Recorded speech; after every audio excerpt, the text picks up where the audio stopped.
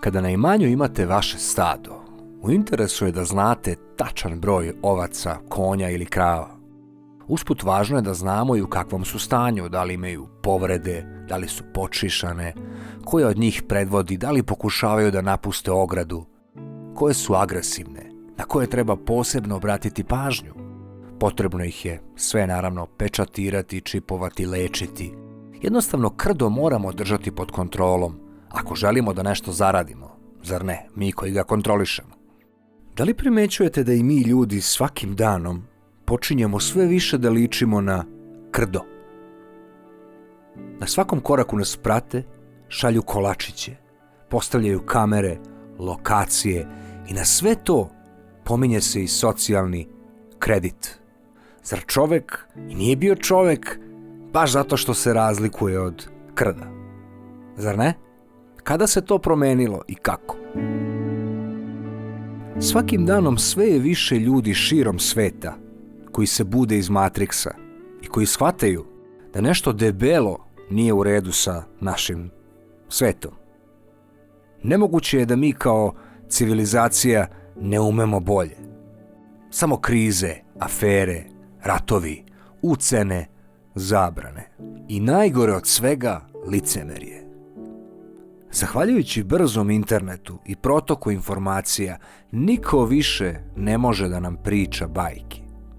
Danas kukamo za Ukrajinom, a juče nas je baš bilo briga kada su bombe padale na Vijetnam, Irak, Libiju, Afganistan, Jugoslaviju, Jemen, Kuvajt, Siriju, jer su to bile vojno slabe države. To jednostavno nije ljudski i upravo zbog te sebičnosti smo i doveli svet u ovu situaciju. Umesto da rešavamo problem licemerja, mi težimo ka potpunoj kontroli pojedinca, jer bahatim oligarsima niko ne sme da stane na put. Do juče smo upirali prstom na Kinu i njihovu diktaturu, a danas kada Kina postaje super sila, mi gledamo kako da promenimo nas i postanemo oni. Poenta današnjeg videa je da što veći broj ljudi konačno shvati da put ka socijalnom kreditu kojim definitivno idemo nije put ka boljem svetu, već samo linija manjeg zla i kompromisa onih koji imaju previše i koji štite svoje bogatstvo po svaku cenu, pa makar ta cena bila guranje sveta u još dublju, opasniju i veću krizu. Sve vas kojima je ovo jasno, verovatno plaši sama pomisao na socijalni kredit. I to da će jednog dana ovi koji ne umeju da vode svet ocenjivati našu decu kako i o kome govore i o čemu šapuću. U zemlji Srbije, odakle je ovaj kanal, uvodi se socijalna karta, što je nešto slično socijalnom sigurnosnom dokumentu. Svi mi znamo da je to korak ka socijalnom kreditu. Ovo bi trebalo zanimati ceo svet, jer male zemlje poput Srbije uglavnom donose zakone koje moraju, pod uticajem stranih sila, i u suštini smo eksperimentalne zemlje, što vam može jasno dati naznaku u kom pravcu oni koji donose odluke razmišljaju ili u kom pravcu pastiri idu. Šta podrazumeva socijalna karta? Cilj zakona o socijalnoj karti je formiranje jedinstvenog registra u kom bi nadležne službe imale dostupne podatke o građanima. Pazite sada ovo. Šta i u kojoj meri posjedujemo, kolika su nam primanja, pojedinačno i porodično. Sistem ovih karata trebalo bi da olakša nadležnima kome i koliko treba pomoći, odnosno da unapredi kontrolu socijalnih davanja. U socijalnoj karti bit će podaci o svakom pojedincu i sa njim povezanim osobama, supružnicima, deci i srodnicima do drugog stepena srodstva, ali i starateljima i hraniteljima ukoliko žive pod istim krovom.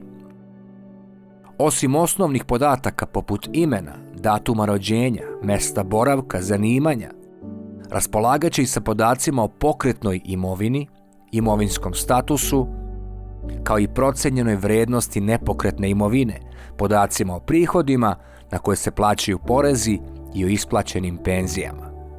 U ovom registru bit će i podaci o isplatama novčanih naknada prema propisima o zapošljavanju i posebne podatke o pojedincima, o isplatama i drugim novčanim naknadama, odbijenim zahtjevima, subvencijama, ali i o tome kakav je zdravstveni status.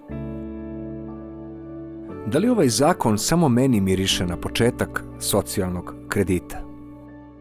Evropa se i dalje zvanično ograđuje od kineskog sistema socijalnog skora, navodeći kako takav sistem nije u saglasnosti sa evropskim stilom, ali se neretko u evropskim institucijama može primetiti stav kako je kineska potpuna kontrola svog stanovništva zapravo osnov uspjeha Kine u borbi sa koronom.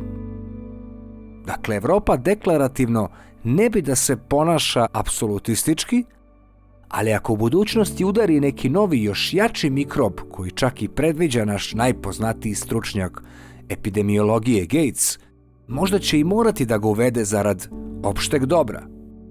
Čini se kao da se ide u tom pravcu.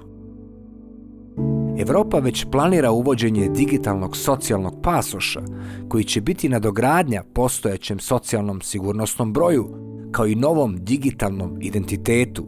Postavlja se pitanje čemu ovoliko različitih, a istih sigurnosnih brojeva legitimacija i pasoša, zar ne?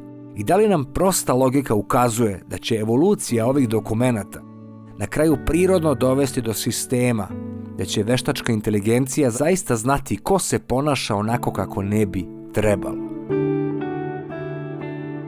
Uostalom, ako sva ova dokumenta zaista postoje radi našeg blagostanja, kako je nastao američki Skid Row, gde leže stotine i stotine beskućnika?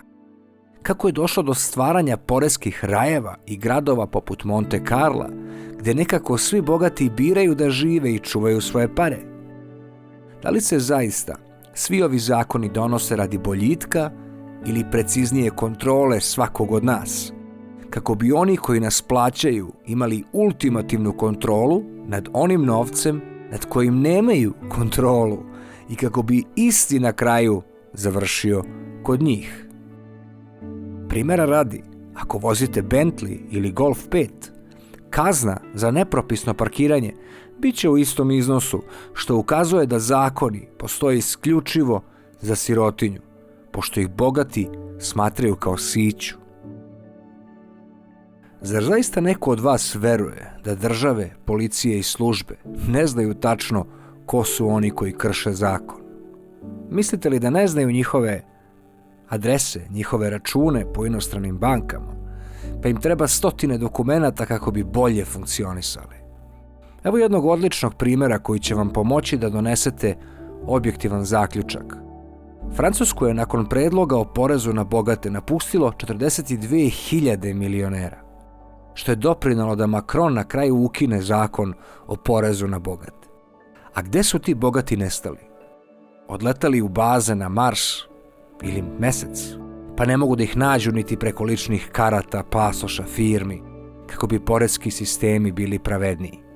Ja bih iskreno voleo da je tako, jer sam i sam zagovornik limita na bogatstvo, ali kako stvari stoje, socijalne karte, brojevi i svi ostali digitalni identiteti mogu služiti samo jednoj svrsi, a ona je bolja kontrola nas sitnih i veća moć, kontrola i raskoš za njih koji zakone donose.